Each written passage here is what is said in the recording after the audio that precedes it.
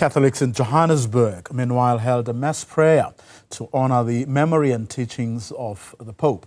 He's been remembered as someone whose entire life was dedicated to the service of the Lord and of his church. A mass memorial service will be held by mourners from various Catholic churches in Johannesburg.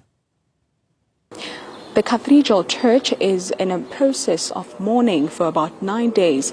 This comes after the passing of Pope Francis that was announced on Monday, a man that has been, described as a transformer of the face of the church.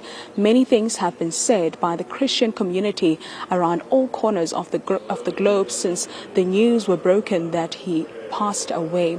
Now let's speak to Father Lawrence just to take us through what we witnessed earlier on, which was a mass prayer here in honor of the shepherd of the church.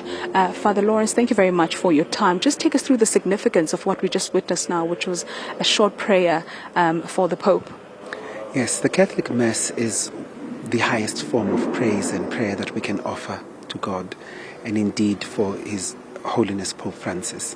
Interestingly, all the masses, whenever they're celebrated, the name of the Pope and the prayer for the Pope is always said.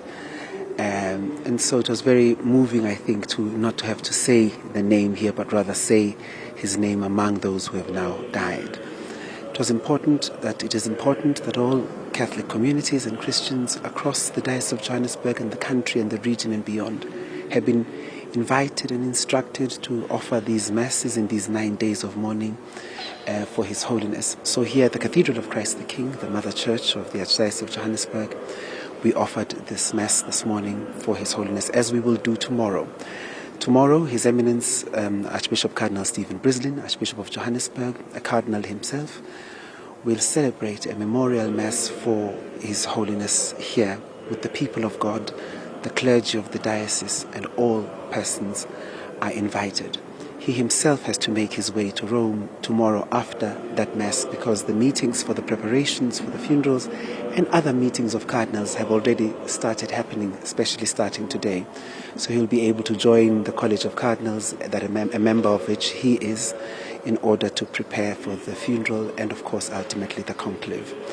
So the church is indeed in mourning, and the church will continue to be mourning, and the pilgrims and people have already started arriving this morning, as you can hear them in the background, offering their prayers, offering rosaries and so on, for the repose of the soul of Pope Francis, but also for the church during this important and transition time. As much as we or the church is in a process of mourning, conversations around who could be the successor are already on the table, and it's quite interesting that really at this point, it can be anyone, but one can say that it would be very hard for someone to fill the shoes of the shepherd of the church, considering the fact that he was such a great person as you have described him.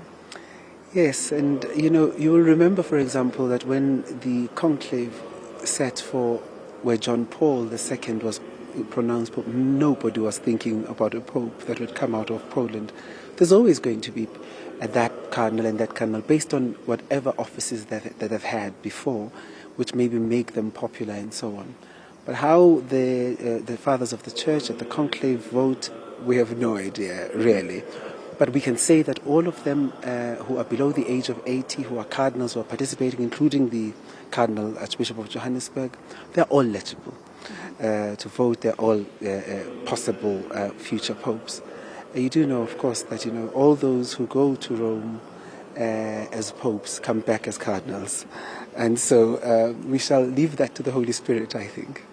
Thank you very much, Father Lawrence, for your time there, taking us through what we saw earlier on, which was a mass prayer that is currently held here at the church in honor of Pope Francis. For Newzroom Afrika on Channel 405, I am Zola Sholwana in Johannesburg.